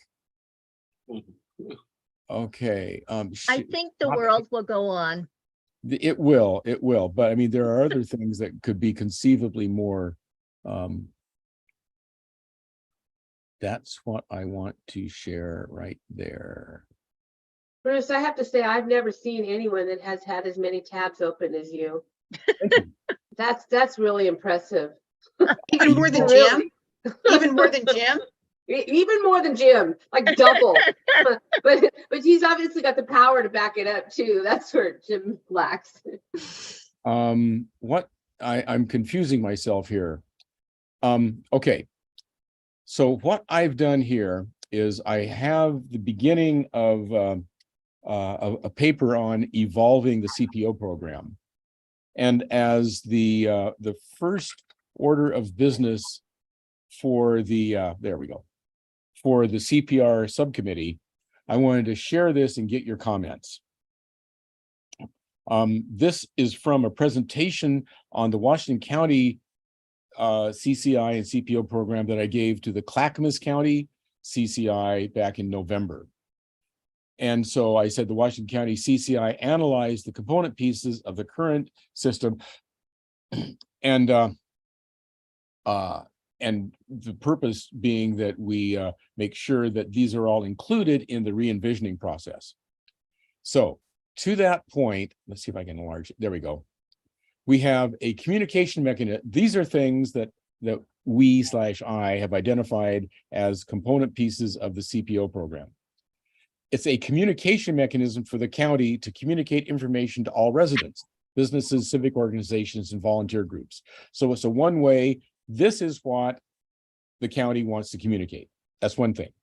Second thing is, it's a process for public involvement in land use and transportation matters. And the policy development, long-range planning, creation of ordinances and development codes. That's the second thing. It's a process for public participation. The third thing is it's a two-way communication between county departments and leaders and the residents, as in CPO meetings, potentially if we could ever do surveys of statistical significance, and town halls and listening sessions. So the third thing is a two-way communication. And Commissioner Fye is actually doing some of this in her monthly is town hallish. It's kind of a listening session that she does. The fourth thing is it's a two-way communication mechanism between CPO leaders and CPO members, welcoming new members and providing local geographic-based information on development applications, and also using our knowledge to tell people how to successfully navigate the county and service district processes. And fifth is it's a structure for neighbor to neighbor connection to address local area concerns. In CPO 1, that is the impact of not realigning Thompson Road as per the transportation plan, but taking the easy route and just letting it be so that the developers can have their unperturbed property for development. So I'm suggesting that that the CPR subcommittee start with this list of things and identify how can we find a home for all of these things, not trying to fit it into the CPO program, but what would, if we were starting to design it from a clean piece of paper, how would we want to have these services provided? And the time is, we got about 20 minutes. So does anybody have a strong reaction to this that you'd like to share? And if not, then I will put it together into a more descriptive form and send it out to the CPR subcommittee and then subsequently to the CCI. So Virginia. Well, I continue to say that we always have the option of forming our own separate group and telling the county to take a hike. Yeah. And given the increasing march towards, I don't know, the lack of democracy in the whole process, I think we should all keep that in mind. Thank If you. we got a dollar from everybody who cares about good planning, we could create our own thing. Virginia, what do you got? I mean, Mary. I'd like to spend more time on this, and Yeah, I guess you said that it is going to go to the CPR committee. So yeah. Could you send this out? I have trouble. I do better with a piece of paper where if you send it to me, I can look at it. I mean, you know, I might have some brilliant ideas tomorrow at steering committee, but You got it. send it out and I could look at it before tomorrow's meeting. I don't have anything to do after this meeting before I go to bed, so I'll work on that. You need to change it, just if you could just send it to everybody on the CCI and mark it draft. Yes. Darcy, what do you have? Yeah, so, and maybe this is kind of covered in the last bullet point. In CPO 12F, there's going to be a strong desire to have it be almost a working group, or maybe there'll be a committee that's more of a subcommittee that's more of a working group. And I think the success of the emergency task force that was kind of created at the start of the pandemic for Western Washington County wants to overlook or rethink these city type boundaries. So I guess that might fall under that section. But basically, you know, I think there's two things at play. One is that in this area, it seems like it's hard to get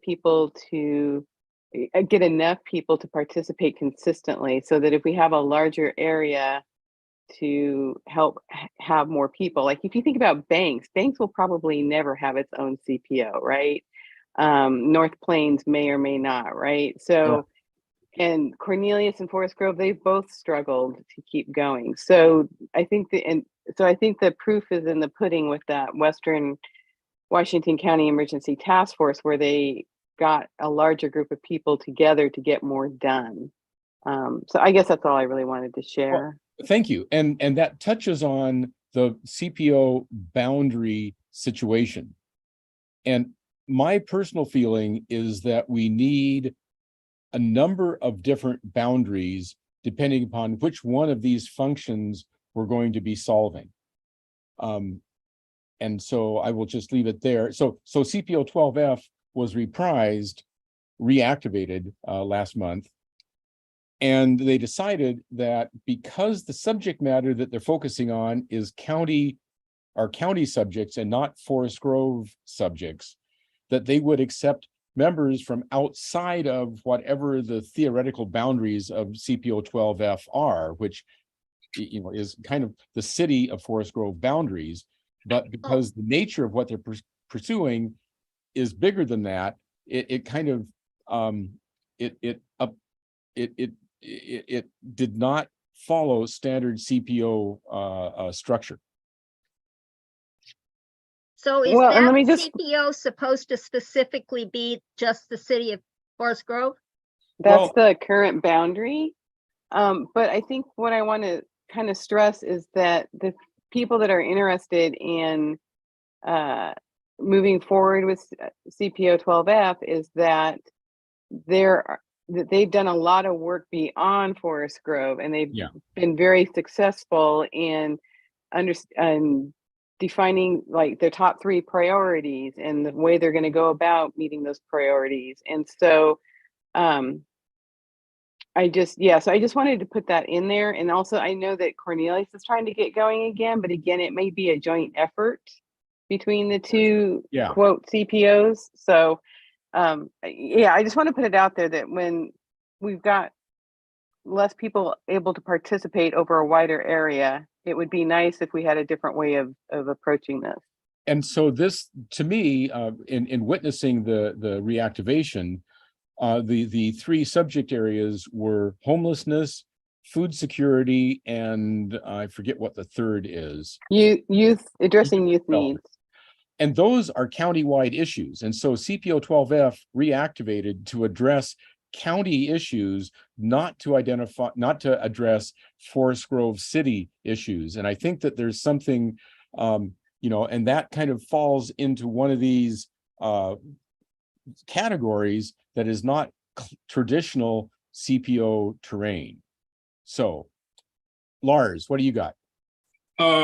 Briefly, hey, thanks, Bruce. I like the document you have presented here on the board. It's very helpful and very appropriate, and I think that would be. And I also, Fran posted a letter from the lady in West Lynn, from her committee that she's a part of. That was very helpful, and put a real number or very succinct way of looking at, if you have a in a CPO, which I'm more involved with than I am the CCI, you have people bring up issues, and I know myself and other members in the leadership role in our CPO 10, we often take it on ourselves to go to the county and feel no intimidation or any problem stepping up to issues, whatever it might be.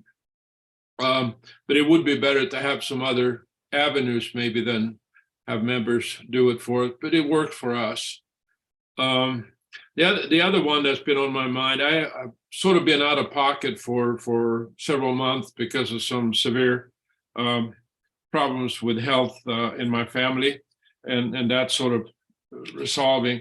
But I'd like to go back to an issue. The first 45 minutes of this meeting was relating to something that I don't really understood what it was talking about.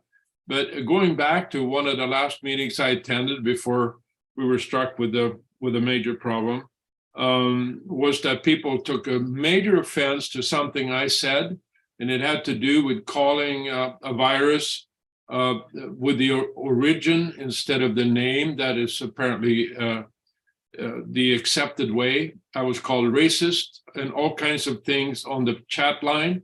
And I didn't read it until later. And I totally object to that kind of attack on a person like myself.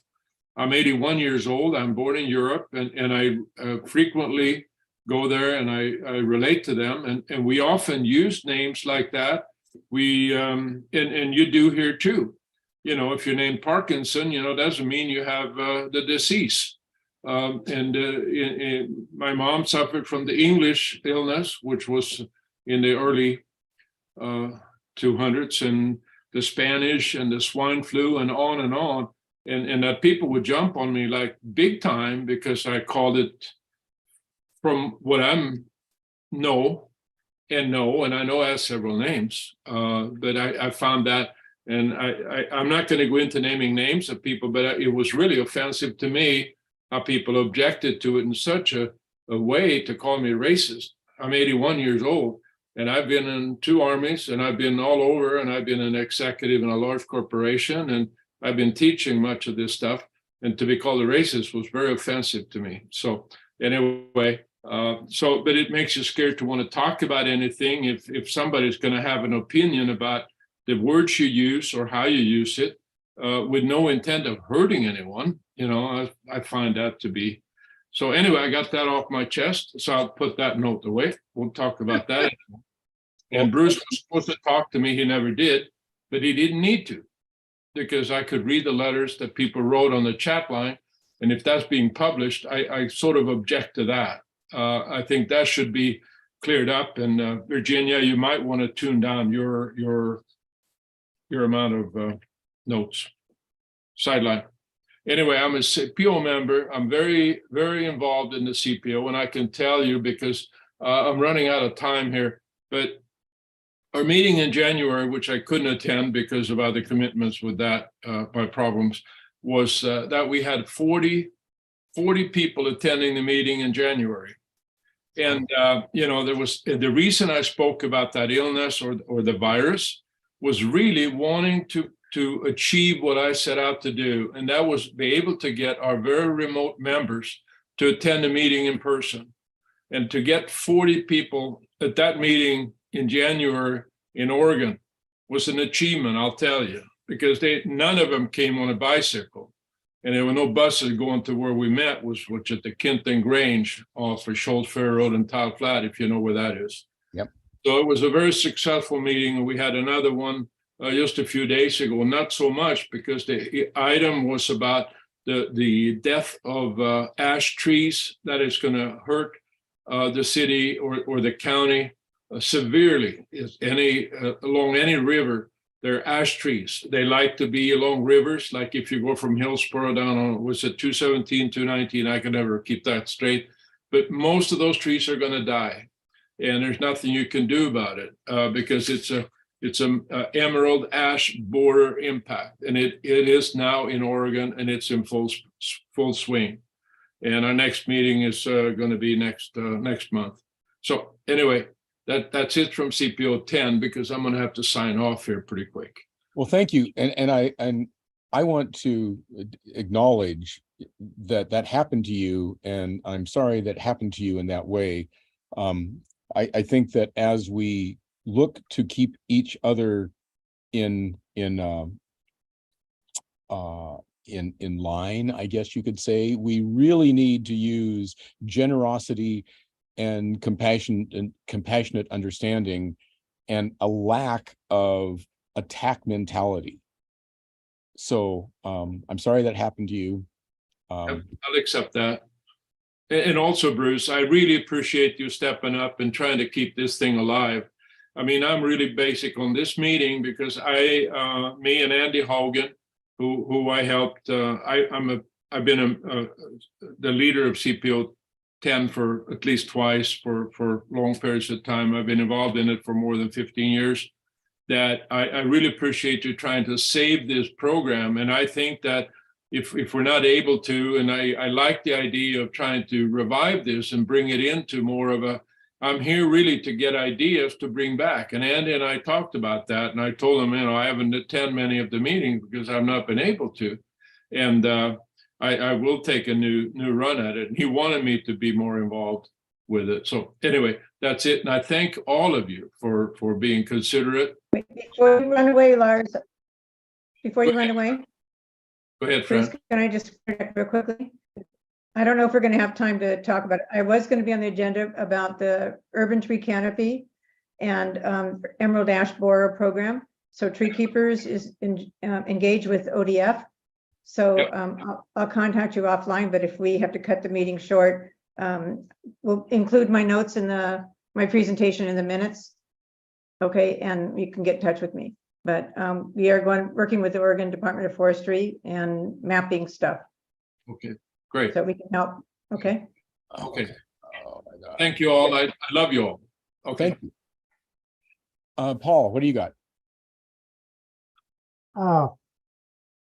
Your outline for the re-envisioning and all that, I'm thinking that the parts that I like about it is the fact that you're talking about communication and participation. Those are two things that I think are critical for our program. If we don't have good communication channels, we can't accomplish anything. When I think about what Lars was just saying, I recognize that we do have this element in our community. Some people call it counterculture. And they use other kinds of terms, and it's like an excuse to rant or rave about this or that and complain. And I'm not one of those that buys into all of the mindset that is behind it. So I will probably be offensive to some of these people who take offense, and will be intentional on my part.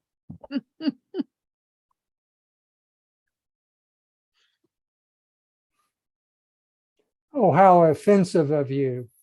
Yeah. Yeah.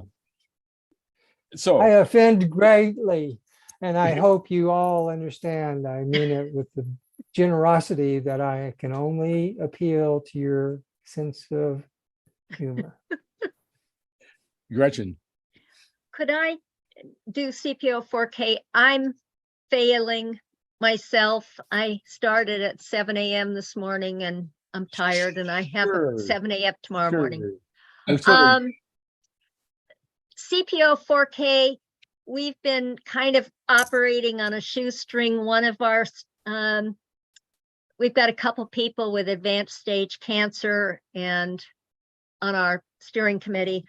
The primary focus at the moment is the King City Master Plan seems to be finally going to come in front of the Planning Commission and go through the process the next several months. So that's kind of where everybody is at this given moment. So, Well, good luck on that. yeah. And I'm going to say good night, everybody. Good work. Hey. Yeah. Fran, thank you. Yeah. And thank you, Bruce. Um, I'll see you at 10 o'clock. Okay. So I'm kind of trying to figure out what we do with our last precious 6 minutes of official meeting time. Ellen, the communication and steering committee meets tomorrow at essentially starts at 10 and then runs until noon until we're done. Do you have anything that you want to announce about what's going on tomorrow? Well, what I will say is that I think Mary has promoted it as being the steering committee first and then subcommittee and then me, or is that wrong?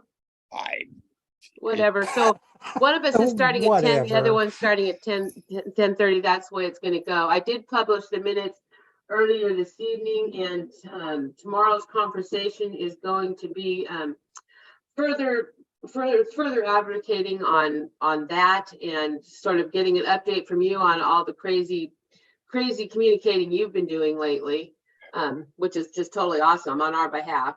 And I think that's all. Okay, very good. Jill, do you have anything from the SNR subcommittee you'd like to share? Oh, thank you for asking. Yes, I do. I have an update.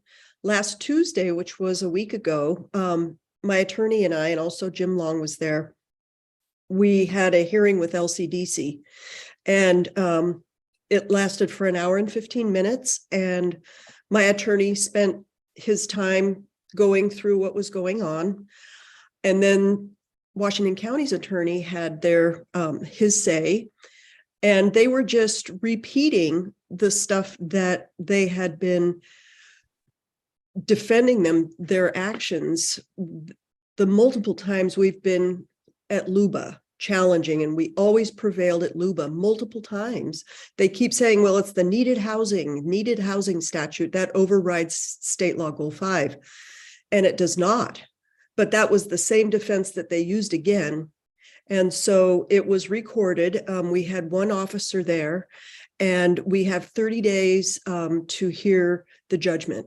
And so that's just what we're waiting for. And I'm cautiously optimistic that we will prevail. What will happen if you prevail? What will happen is that we are requesting that Washington County, that we put an injunction on the 15% that's left of the SNRs. There's only 15% left. We want them to remain that way in perpetuity. So we want that injunction. That's my update. Well, that's one heck of an update. I keep waiting for the home builders to bring in their heavy artillery on this, but we'll see how far we go.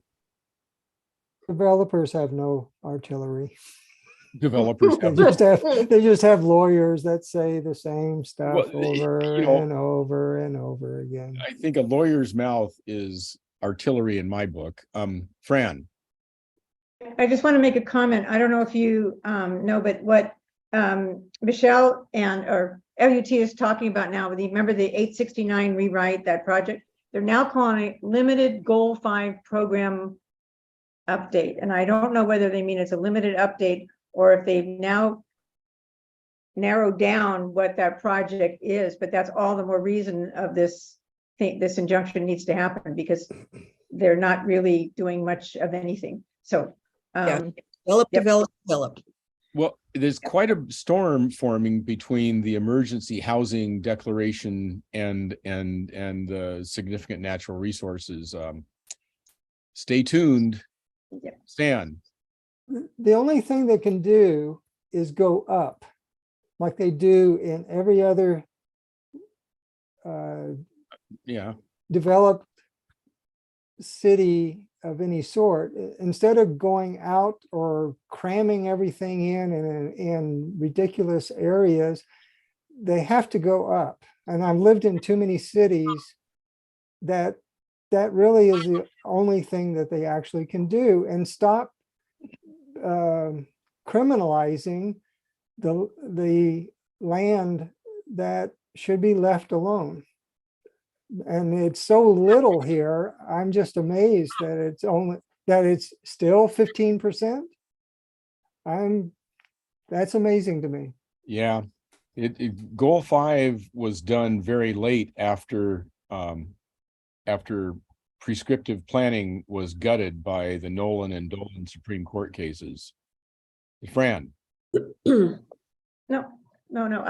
I did, oh, sorry, I meant to lower my screen. Okay. I'm just gonna say, everybody knows about House Bill 3016, which is, March 1st is when they're going to be having their hearing. And it provides for protecting tree canopy, and it gives money to ODF to do urban tree forest, anyway, programs. It's gonna be the funding of it, including the Emerald Ash Borer program, etc. So that's what I wanted to let Lars know, especially that we really want to write a letter, and I can send you guys, I'll write the information for you, but this is a really biggie. That's the funding that Washington County would need. Is that a volunteer program or is it mandatory? So I don't know, but yeah, I'll send you the blurb on it and the legislative site, but that is what it has allowed ODF to hire people and to get engaged with us about tree canopy. Okay, but I'll put it in the notes, and then I'll also because they can't, Washington County can't do anything without funding, and we need to get the Emerald Ash Borer under control. Okay. We had so much fun that we aren't going to have much time for the CPO updates. Does anybody have another CPO update that is significant that you'd like to share?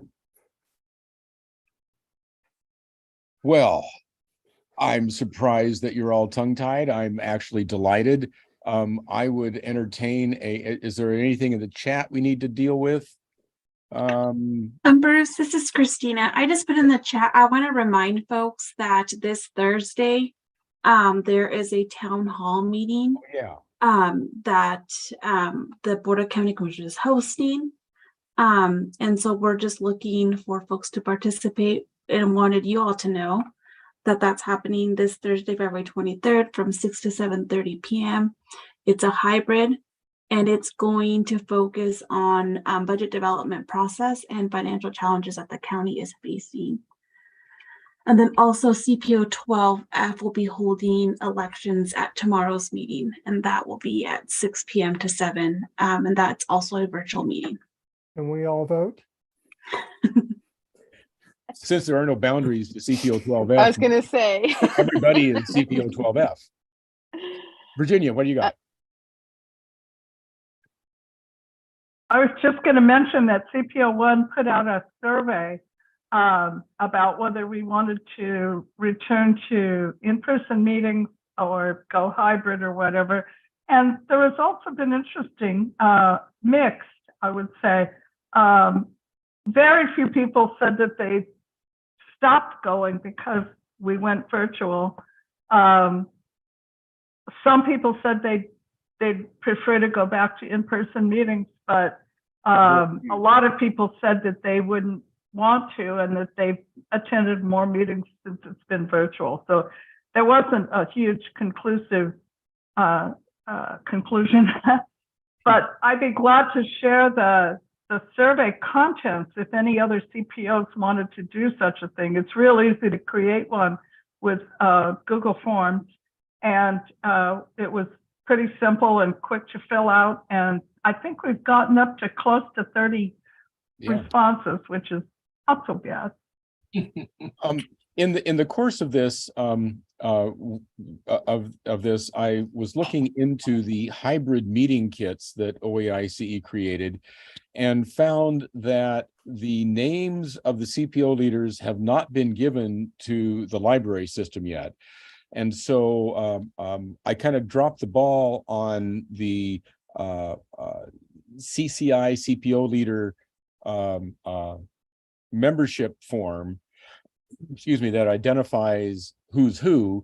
And so I will be working on that and sending a list to the library system so that the CPO leaders are identified and can check it out. And I would encourage, the 3 kits are in the Cedar Mill Library, the Cornelius Library, and the Tigard Library. And I would encourage everybody to check out one of the kits, try it out, so that we have a track record of using it, because OAICE went to some considerable effort to create these, and I think that we should understand what we have. Okay, Mary, what do you got? So Bruce, I really appreciate that you have stepped up to chair CCI, but at some point you're taking on like way too many things. I mean, thank you.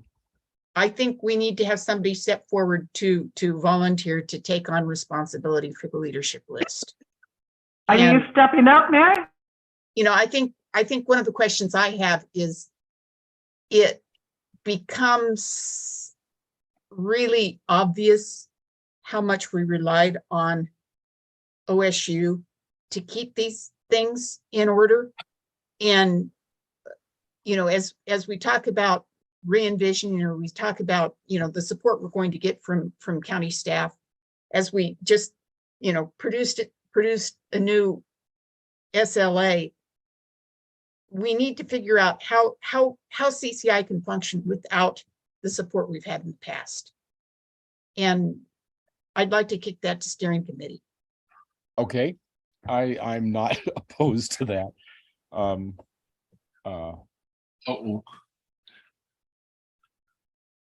It's funny because that's on the agenda. Marge, what do you got? Bruce, I got my hand up. I got one thing, and then I'm going to sign off because it's getting late for an old guy. But years ago, when I was a CPO chairman, I sent out a survey form to everybody at the meeting, because we didn't have any Zooms at the time, was not invented. And it asked, what brought you to the meeting, was the question. And one of the really funny guys, he wrote back, said, was my Ford pickup truck. And I met these guys again at the meeting at the last about the dying ash trees. And on Saturday, if you didn't know it, you could have gone to a pruning session on River Road. There were 9 different stations where you could learn how to prune blueberries and apple trees and all of that. And the next one is going to be about how you can donate your farmland to a trust. And the average age of a farmer, in case you want to know, is 60 years old. So I'm too old for that. So who's anyway, putting that on? I thank you for your considerations tonight, and I'll see you next month. Okay. Done. Any more comments for the good of the order? I move that we adjourn. I seconded. It's We're midnight. done. Okay, back to our meeting. Thanks, kids. Hey, before you sign off, can I show you what I've been what we deal with in my neck of the woods right now? Yeah. Okay, I got to share my screen with you real quick. Okay. This was just around the corner from me. Can you see it? Uh-oh. It's an alligator. Well, It was crossing the road to get to the other pond. I'd almost rather have stray dogs than a stray alligator. Just had to share that with y'all. Thank you. Thank you. Did you name it, or is it? No. Thanks all. Bye. I mean, we really have a great camaraderie going here with a bunch of nerdy land use geeks who spend Tuesday nights doing this stuff. I mean, I'm in awe of all of you in your various eclectic mannerisms. And we are of you, our leader. Thanks, Bruce. Okay. Night all. Good night, everybody. night. Thank you Thanks, for Jill. recording this, Virginia. Aloha. Aloha.